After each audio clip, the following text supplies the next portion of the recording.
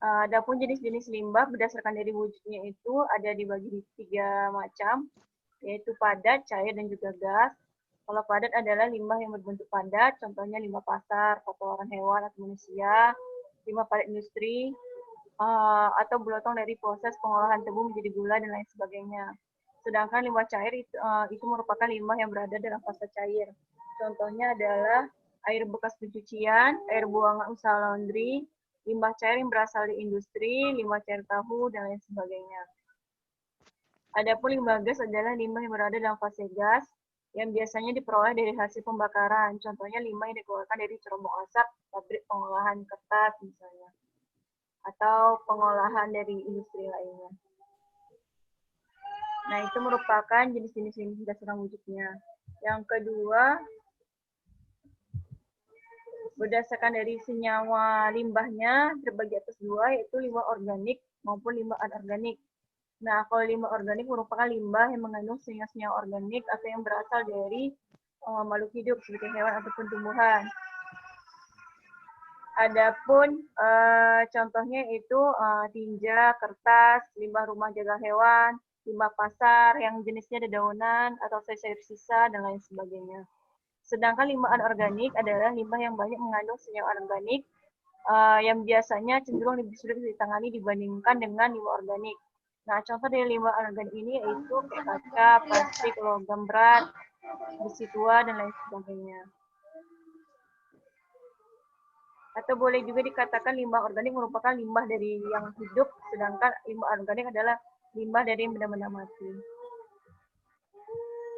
Nah, sedangkan berdasarkan sumbernya, limbah itu terbagi atas dua, yaitu limbah industri dan limbah domestik. Kalau limbah industri merupakan limbah dari hasil proses industri, contohnya limbah pabrik, limbah penambangan, limbah radioaktif dari pembangkit listrik tenaga nuklir, limbah rumah sakit, dan lain sebagainya. Nah, biasanya limbah industri ini cenderung ditangani dengan serius karena sudah ada aturan di pemerintah yang berlaku bagi setiap perusahaan. Sedangkan kalau limbah domestik itu adalah limbah yang berasal dari konsumsi rumah tangga, contohnya kayak kaleng bekas atau potong-potongan sayuran, tulang-tulang ikan, air cucian, kantong plastik, kardus bekas, dan lain sebagainya.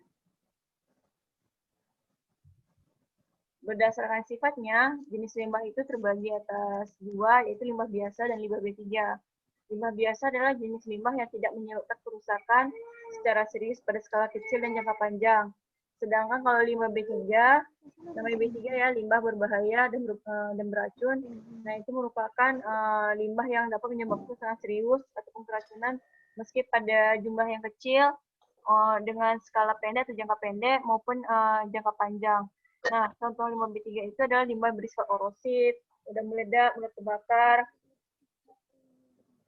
yang dapat menyebabkan infeksi, keracunan, dan lain sebagainya.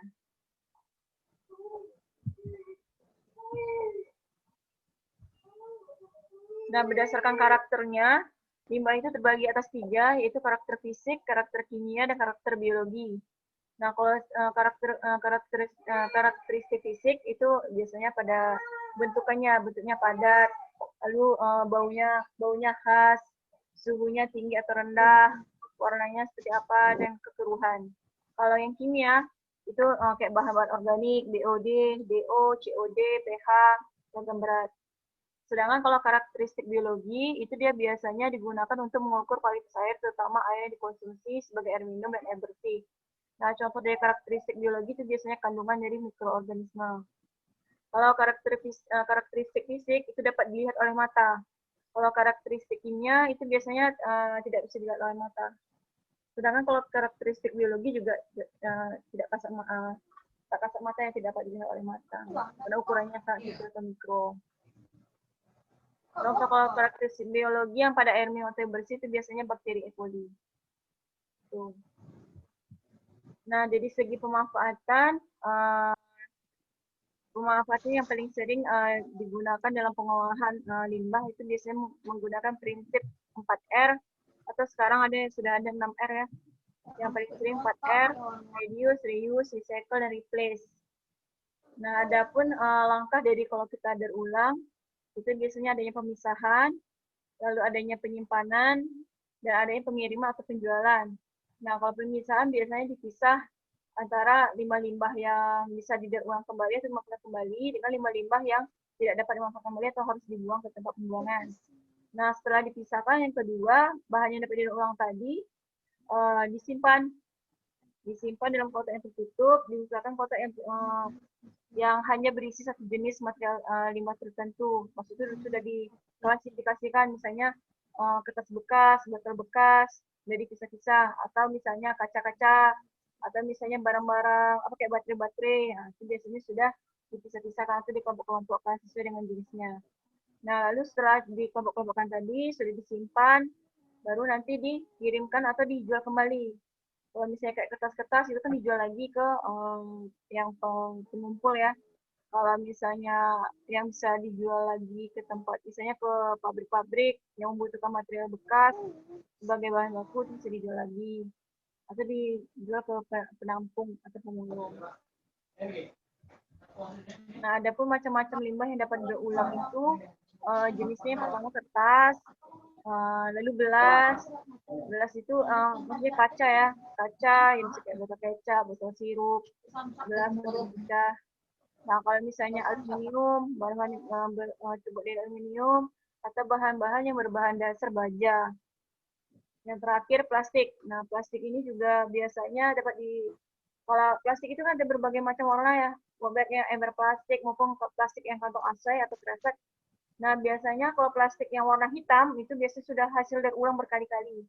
Nah, jadi kalau plastik yang warna hitam atau plastik yang warna hitam itu berarti sudah hasil daur ulang dari berbagai macam plastik. Nah, itu dia menjadi warna hitam. Kalau misalnya masih warnanya putih atau hijau, merah, nah itu berarti masih yang plastik-plastik awal atau baru yang bukan daur ulang. Nah, limbah plastik ini dapat dilarutkan dan diproses lagi menjadi bahan pembungkus atau pengopak untuk sebagai berbagai macam keperluan. Misalnya kayak tas tadi atau kresek tadi, botol minyak pelumas, botol minuman, dan botol sampo. Ini contoh bahan daur ulang yang terbuat dari plastik. Ini tas dari plastik, tempat tisu dari kolam bekas, tempat pena dari botol bekas. Oke, itu sedikit tentang jenis-jenis limbah. Kita masuk ke contohnya ya, contoh di industrinya. Contoh di industrinya, saya ambil contoh di industri tekstil. Iya, itu Masih terlihat slide-nya ya? Ini kamu atau Andi Triputra? Mau kita sudah nih ya, Nah, kalau berdasarkan ini ya, limbah itu merupakan buangan dari hasil suatu proses produksi baik industri maupun karena masyarakat umum di sanalah berbagai jenis limbah akan dihasilkan. Nah, jadi salah satu contoh kalau jenis limbah industri ini adalah limbah tekstil ya, yang merupakan limbah yang dihasilkan dari pengajian, proses penyalaan kanji, penggelantangan, pemasakan, sterilisasi, pewarnaan, pencetakan, dan proses penyempurnaan. Dan berdasarkan karakteristiknya, limbah industri itu dapat digolongkan menjadi tiga ya, padat, cair, maupun padat. Nah, ini merupakan karakteristik dari limbah tekstil. Yang pertama, sulit menyatu kembali dengan lingkungan alam. Karena biasanya limbah garmen yang berupa sisa potongan kain itu sudah hancur meskipun sudah bertahun-tahun lamanya tertimbun dalam tanah. Terlebih lagi jika kain tersebut terbuat dari bahan sintetik dan bukan serat alami. Nah, yang kedua dia dapat merusak biota yang ada dalam tanah dalam jangka waktu tertentu. Jadi kalau dia ditimbun dalam tanah itu tidak dapat terurai lagi karena apa? Kalaupun terurai butuh waktu yang sangat lama. Bahkan yang ada malah dia dapat merusak biota yang ada di dalam tanah. Nah, apabila dibakar, asapnya pun bisa mencemari udara. Nah, pembakaran di limbah garmen ini, dan apalagi dalam jumlah besar, itu bisa menimbulkan pencemaran udara. Karena asap yang ditimbulkan itu mengganggu pernafasan dan juga dapat menyebabkan iritasi pada mata. Nah, selain yang tiga tadi, bisa juga menjadi media berkembangnya bibit penyakit. Nah, karena gumpalan-gumpalan dari limbah garmen yang bercampur dengan jenis sampah lainnya merupakan media yang baik bagi berkembangnya bibit penyakit. Nah, selain itu juga bisa menyumbat saluran air yang dapat menimbulkan banjir. Karena itu tadi kan, limbah garmen itu kan bisa menggumpal bersama tanah dan sampah plastik. Nah, kalau dia masuk ke dalam selokan atau saluran airnya, itu bisa tersumbat. Nah, kalau sudah tersumbat, yang ada nanti makin lama bisa timbul banjir, apalagi kalau saat hujan, musim hujan. Lalu yang keenam, itu membutuhkan lahan yang luas sebagai tempat penimbunan. Nah, jadi dia kalaupun mau ditimbun harus tempatnya luas dan juga tidak boleh dekat dengan sumber mata air, terutama sumber mata air penduduk. Karena dia bisa mencemari tanah. Kalau limbah garaman ini ditimbun dalam tanah. Nah, limbah dari industri garaman ini ada dalam volume yang besar sehingga penanganannya itu butuh lahan yang sangat luas. Hal ini menjadi kesulitan sendiri jika industri garamannya itu berada pada daerah yang padat penduduknya. Nah, kalau padat penduduk otomatis lahan untuk tempat penimbunan limbah itu tidak ada atau terbatas. Sehingga harus mencari tempat yang lain yang lebih luas. Nah, itu kan butuh kos juga. Membawa limbah ke tempat yang jauh itu juga mengeluarkan biaya lain. Nah, karakteristik tadi yang sudah saya sampaikan ada fisika, kimia, dan biologi. Nah, kalau karakteristik fisika dari air limbahnya berupa total solid atau DS, merupakan padatan di dalam air yang terdiri dari bahan organik maupun anorganik yang larut, mengendap, atau tersuspensi di dalam air. Ada lagi TSS, total suspend solid. Nah, itu merupakan jumlah berat dalam miligram per liter kering lumpur yang ada di dalam air limbah, sehingga mengalami penyaringan dengan membran berukuran 0,4 mikron, dan ukuran yang sangat kecil ya, TSS. Nah, kalau warna itu biasanya pada dasarnya kan kalau air itu kan pasti bersih, jernih, tidak ada warna apapun. Nah, kalau misalnya sudah tercampur dengan limbah, apalagi dengan jumlah yang banyak, itu biasanya akan berubah warnanya. Kalau ini dia berubah dari abu-abu menjadi kehitaman. Kalau hitam ini udah sangat teramat, sangat cemar berarti ya. Biasanya mulainya itu dari agak keruh-keruh dulu, keruh-keruh, mulai nanti agak menguning, mencoklat, makin lama makin coklat. Nah, kalau sudah hitam, itu berarti sudah teramat sangat cemar berarti. Sudah tidak bisa digunakan lagi kalau sudah sampai hitam. Nah, ada lagi kalau karakteristik fisika air limbah itu kekeruhan, berupa kekeruhan. Nah, kekeruhan ini juga disebabkan oleh zat padat suspensi.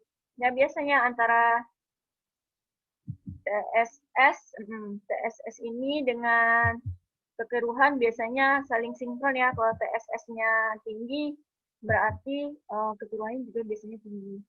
Nah, ada lagi temperatur. Nah, temperatur ini tergantung dari ini ya. Kalau kita sebagai makhluk hidup kan ya nyamannya hidup di suhu udara normal atau suhu air normal.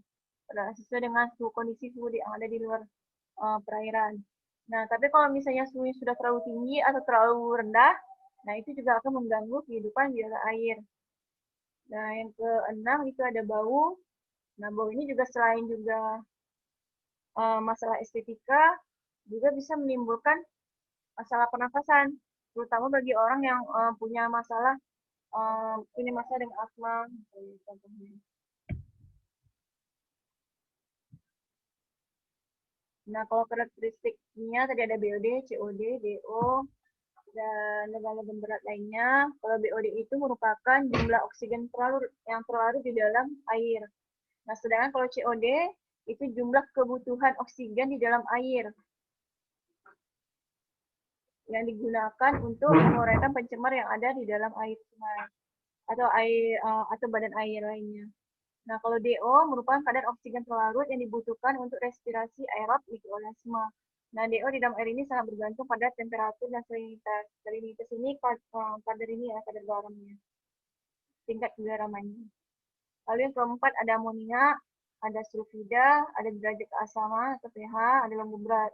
Logam beratnya ada berbagai macam jenis, ada PB, ada CB, ada CU, ada ZN, ada FE, dan lain sebagainya. Dan dampaknya terhadap lingkungan juga berbeda-beda ya, tergantung dari jenis logam beratnya. Lalu yang ketiga, karakteristik biologi. Nah, kalau biologi berarti kita nggak jauh-jauh dengan mikroorganisme, baik di sumber airnya, apakah berapa jumlah dan jenis mikroorganisme apa yang ada di dalam sumber air seperti air hujan, air permukaan, air tanah, air laut dan sebagainya. Nah, kalau komponen nutrien di dalam air secara alamiahnya air itu pasti mengandung banyak mineral ya, karena dia kan Air mengalir dia membawa mineral yang ada di sepanjang aliran itu, yang ada dalam tebing batuan, ada di dalam tanah. Jadi dia membawa berbagai macam mineral untuk kehidupan mikroorganisme yang dibutuhkan oleh spesies mikroorganisme tertentu yang hidup di dalam air. Nah, ada juga komponen beracun. Nah, di dalam air ini juga jika terdapat di dalam air, dia akan mempengaruhi jumlah dan jenis mikroorganisme yang terdapat di dalam air. Seperti contohnya misalnya asam-asam organik, asam organik, contohnya kayak klorin, itu dapat membunuh mikroorganisme dan makhluk hidup lainnya. Lalu yang berikutnya ada organisme air. Nah, adanya organisme di dalam air itu dapat mempengaruhi jumlah dan jenis mikroorganisme air seperti protozoa dan plankton yang dapat membunuh bakteri. Nah, jadi kadar ataupun jumlah dari mikroorganisme yang ada di dalam badan air itu tergantung pada makhluk-makhluk lain yang ada atau organisme lain yang hidup di dalam air itu juga. Ada beberapa kayak seperti protozoa ataupun plankton yang memakan bakteri atau yang menggunakan bakteri ini sebagai bahan makanannya. Nah, kalau kayak gitu kan ya akhirnya jumlah mikroorganisme yang ada di dalam badan air semakin berkurang. Nah, kalau seandainya ada unsur-unsur lain yang malah menjadi bahan makanan bagi mikroorganisme yang berbahaya, nah itu dia akan malah menjadi booming atau menjadi banyak di dalam badan air. Nah, itu yang dikhawatirkan. Nah, ini merupakan pengolahan dan pemanfaatan dari industri tekstil. Nah, biasanya proses pembuatan itu dimulai dari bahan bakunya berupa serat kapas yang disatukan, lalu menjadi benang. Nah, benang inilah yang akan dimanfaatkan atau digunakan untuk menjadi bahan baku yang bahan jadi seperti baju, celana, atau bahan-bahan kain lainnya. Nah, adapun jenis-jenis limbah yang ada pada industri tekstil itu biasanya berupa logam berat kayak AS, kayak kadmium, kromium, timbal, cuprum, sama zinc. Nah, kalau yang kedua itu hidrokarbon terhalogenasi dari proses dressing dan finishing. Nah, yang ketiga karena dia menggunakan pewarna, berarti ada pigmen, ada zat warna, dan ada pelarut organik limbahnya. Yang keempat, limbahnya berupa surfaktan atau tensioaktif. Nah, yang kelima berupa limbah asam. Yang terakhir berupa limbah basa. Lengkap dia ya, ada basa, ada asam. Nah, adapun metode pengolahan limbah di industri tekstil yang digunakannya ada secara menggunakan proses fisika, kimia, maupun biologi.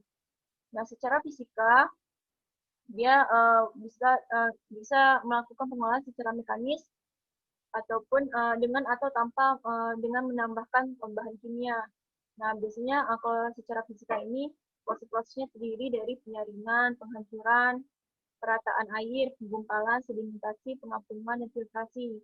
Nah, kalau dari segi kimia itu kayak pengendapan, klorinasi, oksidasi, reduksi, neutralisasi, ion exchanger, dan juga terakhir desinfektan inisial. Nah, kalau dari proses biologi, berarti dia memanfaatkan mikroorganisme. Memanfaatkan mikroorganisme yang dapat mengurangi senyawa organik yang ada di dalam air limbah. Nah, contohnya seperti ganggang, bakteri, ataupun protozoa. Nah, adapun penanganan dari limbah tekstil, setidaknya ada dua pendekatan alternatif yang dapat dilakukan untuk menangani limbah tekstil yang biasa dilakukan oleh pengusaha tekstil. Yang pertama, end of pipe treatment, yaitu peralatan tambahan untuk mengumpulkan dan menetralisasi limbah yang dibuang oleh industri tekstil sehingga tidak lagi berbahaya. Dan ketika dibuang ke badan air, dia sudah memenuhi persyaratan yang diperbolehkan oleh pemerintah. Nah, yang kedua, pollution prevention. Dan berarti dia melakukan pencegahan terjadi pencemaran, yaitu dengan menggunakan peralatan dalam proses produksi dengan cara membatasi penggunaan energi, membatasi aliran limbah, mengurangi jumlah limbah yang dikeluarkan oleh industri. Nah, caranya bagaimana? Caranya berarti dia harus menggunakan atau memanfaatkan bahan baku seefisien mungkin dan seefektif mungkin, sehingga limbah yang dihasilkan pun dapat ditekan seminim mungkin. Nah, pemanfaatan kembali limbah tekstil. Nah, industri tekstil ini tidak terlalu banyak menghasilkan limbah padat karena seperti kita tahu bahwa limbah tekstil lebih banyak menggunakan lebih ke pewarnaan, pigmen, lalu juga senyawa-senyawa organik lainnya. Nah, jadi kalau yang padatan itu berupa sisa kain, sisa minyak, latex. Nah, kalau sisa kain itu bisa digunakan lagi, bisa jadi kayak biasanya taplak, taplak apa, alas kaki, misalnya, atau taplak meja yang dari kain perca, atau kain sisa, atau dijadikan buat isi bantalan boneka, dan lain sebagainya. Nah, adapun dampak dari pengolahan limbah tekstil,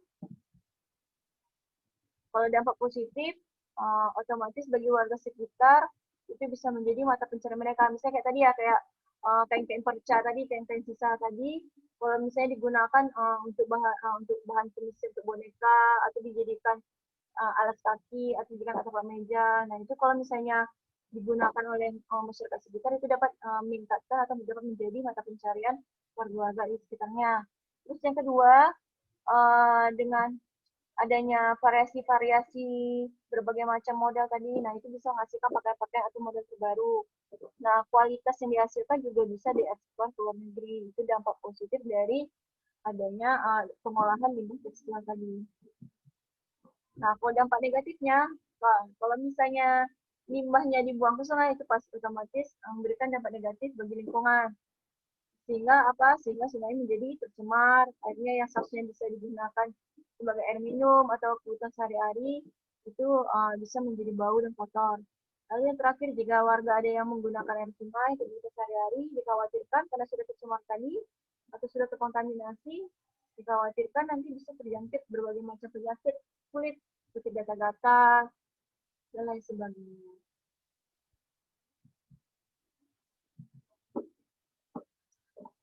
Jadi sebenarnya apapun industrinya, pasti itu apapun jenis industrinya pasti menghasilkan limbah. Nah, namun bagaimana sih supaya industri ini menekan jumlah limbah yang dihasilkan seminim mungkin. Nah, itu yang menjadi PR utama atau itulah yang saat ini pemerintah itu ingin desak ke bagian ke industri-industri yang ada saat ini. Bagaimana caranya supaya industri yang ada itu menghasilkan limbah seminim mungkin. Nah, ini udah pernah ngambil ini nggak kuliah produksi bersih atau prober? Udah, Bu. Udah, Bu. Dia nyambung ke sana juga sedikit ya, sedikit banyaknya pengolahan limbah industri. Nah, itulah kenapa adanya produksi bersih itu harus dilaksanakan atau adanya green industry atau industri hijau. Salah satunya itu ini agar pengolahan limbahnya itu tidak terlalu mengeluarkan kos banyak. Karena kalau limbahnya minim, otomatis limbah yang harus diolah pun tidak akan terlalu banyak. Kalau tidak terlalu banyak, otomatis biaya yang dikeluarkan tidak terlalu akan semakin minim. Nah, itu juga menguntungkan bagi perusahaan. Tapi memang ya ada, kalau kita ingin menggapai sesuatu yang besar, harus kita mengeluarkan modal yang besar dulu gitu. Jadi harus menggunakan mesin-mesin yang lebih ramah lingkungan, yang harus menggunakan metode-metode yang seefektif mungkin dalam menghasilkan produk. Nah, itu sedikit tentang industri tekstil. Kalau ada yang ingin ditanyakan, silakan ya. Kita masih ada satu materi lagi yang terakhir. Ada yang ingin ditanyakan? Kalau belum, Bu, mau nanya, Bu. ya. Kalau untuk limbah yang dapat didaur ulang tadi itu apakah hanya terbatas pada limbah padat saja, Bu? Bisa dibesarkan suaranya. Kurang jelas suaranya. Oke, Bu. Kalau untuk limbah yang dapat didaur ulang tadi itu apakah hanya terbatas pada limbah padat saja, Bu? Oh, yang dapat didaur ulang ya. Umumnya yang dapat didaur ulang memang limbah padat kan. Kalau limbah padat itu kan untuk pendaur ulangan itu lebih gampang, lebih mudah.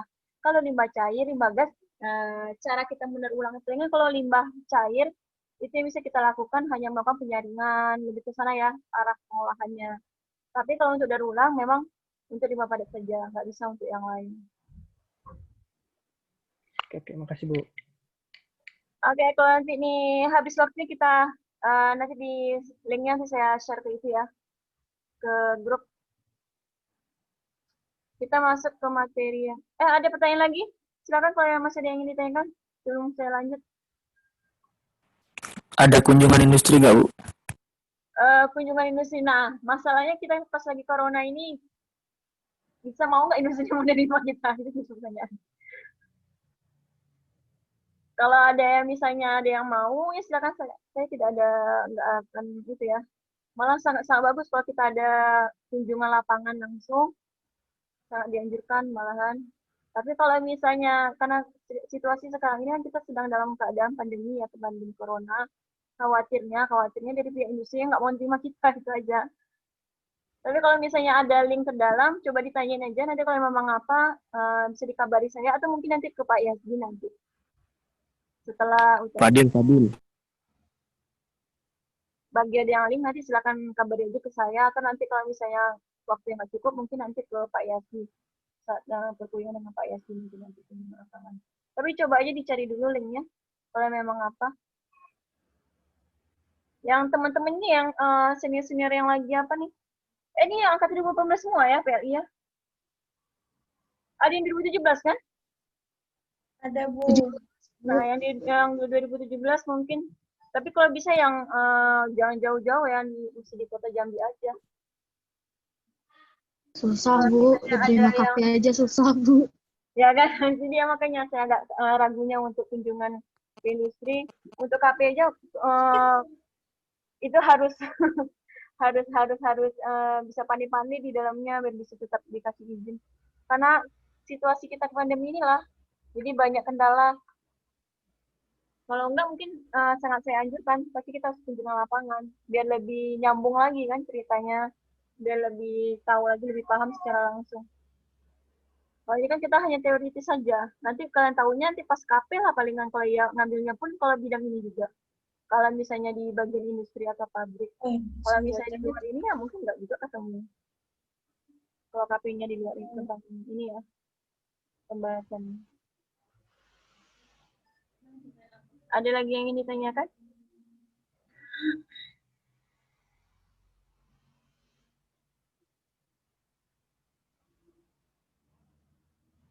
Atau kita masuk ke, kita stop dulu, saya kasih share link yang baru ya. Ini tinggal 7 menit lagi, tapi nanti kita potong tengah-tengah nanti. Oke, Bu. Saya tutup dulu ya. Bu. Ya, Bu. Iya, Bu. Nanti saya share di grup.